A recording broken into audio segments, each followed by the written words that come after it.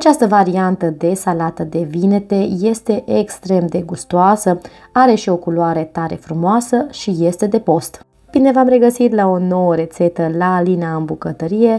Astăzi voi pregăti o minunată salată de vinete cu ardei copți.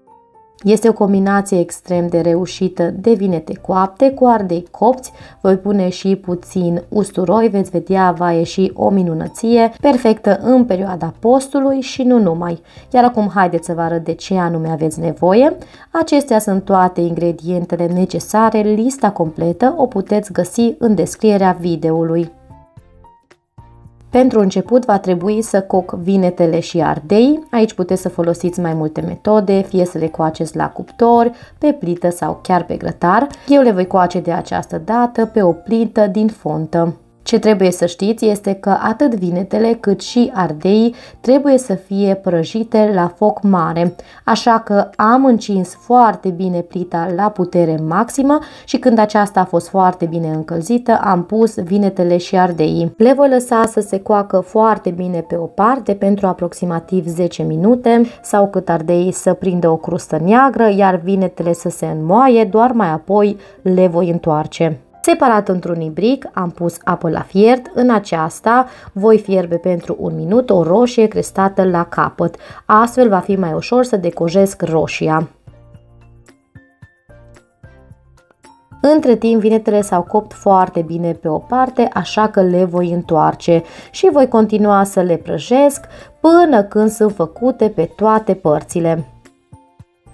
Între timp, roșia a fiert pentru 1 minut, am scos-o din apă, am lăsat-o să se răcească pentru câteva minute, iar acum o decojesc. Îmi doresc să o pun în salată fără coajă. De asemenea, aceasta poate fi coaptă foarte bine pe grătar sau pe plită, după caz, și apoi să o decojiți și așa să o puneți în salată. Eu am ales varianta mai ușoară. Iar acum haideți să vedem cum sunt ardei. Acesta s-a prăjit foarte bine pe o parte, așa că îl voi învârti. Cel de-al doilea încă nu s-a prăjit, așa că îl voi mai lăsa pentru câteva minute. Vinetele se coc mult mai repede ca ardei, așa că sunt aproape gata. Ardeii continui să îi întorc de pe o parte pe alta până când se face acea crustă neagră de care vă ziceam. La final voi coace și vinetele așa rezemate una de cealaltă pentru a se putea coace și în partea de jos. Vinetele sunt bine coapte pe toate părțile, așa că le voi pune într-un bol și le voi acoperi. Le voi lăsa așa acoperite pentru aproximativ 10 sau 15 minute, după aceea le voi curăța de coajă. Acum va trebui să curăț vinetele într-un bol separat, am apă rece, mă voi ajuta de aceasta pentru a avea mereu mâinile curate, nu vreau să curăț vinetele și să duc înapoi murdăria de la vinete, vreau să am mâinile mereu curate, iar aceasta este cea mai simplă metodă. Vinetele curățate le-am pus pe un dog, acesta este ușor înclinat, vreau să le las să se scurgă pentru 10 sau 15 minute de zeama aceea pe care vinetele o lasă. Între timp, unul din ardei s-a copt foarte bine, așa că îl pun în bol acoperit. Acesta nu este copt suficient, așa că îl voi mai lăsa pentru câteva minute. Când acesta s-a copt și el, îl voi lua și îl voi pune în bol, acopăr totul și las așa pentru aproximativ 15 minute. Iar acum va trebui să decojesc și ardeii, voi proceda exact la fel ca la vinete. Într-un bol separat am apă rece și mă voi ajuta de aceasta pentru a curăța într-o manieră curată ardeii. Deoarece au stat acoperiți pentru 15 minute, se curăță mult mai ușor. Iar acum că toate legumele sunt prăjite și curățate de coajă, va trebui să le tocăm. Haideți să vă arăt cum voi proceda.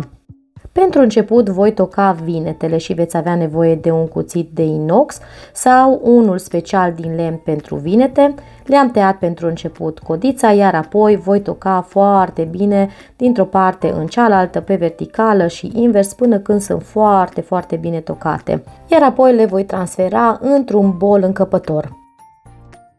Voi continua cu roșia, pe aceasta o voi toca foarte mărunt, la fel de bine puteți să o dați pe răzătoare. La final voi mai merge încă o dată cu lama cuțitului peste roșii, asigurându-mă că sunt tocate foarte mărunt. Voi pune roșia tocată mărunt peste vinete și voi continua cu ardeiul. Am luat cotorul, mai apoi voi tăia ardeiul și îl voi curăța foarte bine de semințe.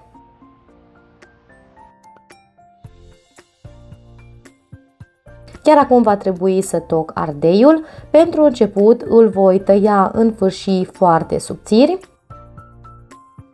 ca mai apoi să-l toc foarte mărunt.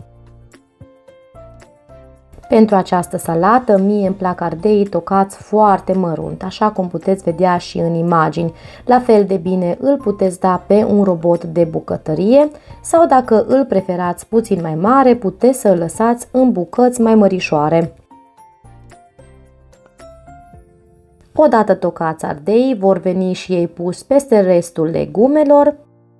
Iar acum este rândul usturoiului să fie adăugat. Pe acesta îl voi trece prin presa de usturoi. Eu am pus 3 căței în total, însă dacă vă doriți un gust mai subtil, puteți să puneți doar 2 căței de usturoi.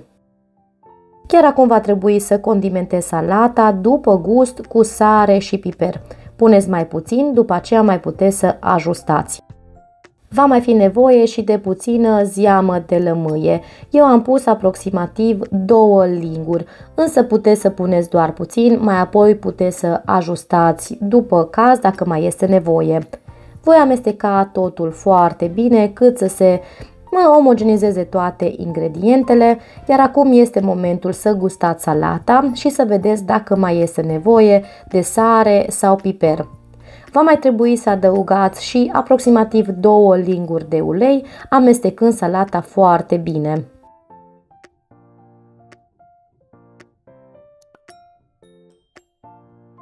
După cum vă spuneam, va mai trebui să adăugați condimente după gust. În cazul meu a mai fost nevoie de puțină zeamă de lămâie, dar și sare și piper, așa că le-am adăugat și am amestecat totul foarte bine. Nu în ultimul rând va trebui să adaug o mână generoasă de pătrunjel verde tocat și salata este gata.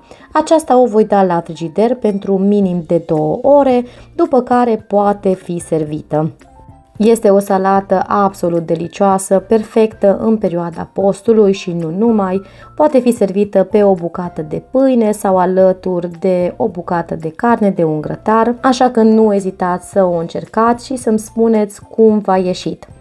Sper din suflet că v-a plăcut rețeta propusă de mine astăzi. Dacă v-a plăcut, nu ezitați să-mi dați un like, iar pentru cei ce vă aflați pentru prima dată pe canalul meu, nu ezitați să vă abonați apăsând pe butonul de subscribe și pe clopoțel pentru a primi notificare de fiecare dată când pun un video nou. Până data viitoare, numai bine vă doresc!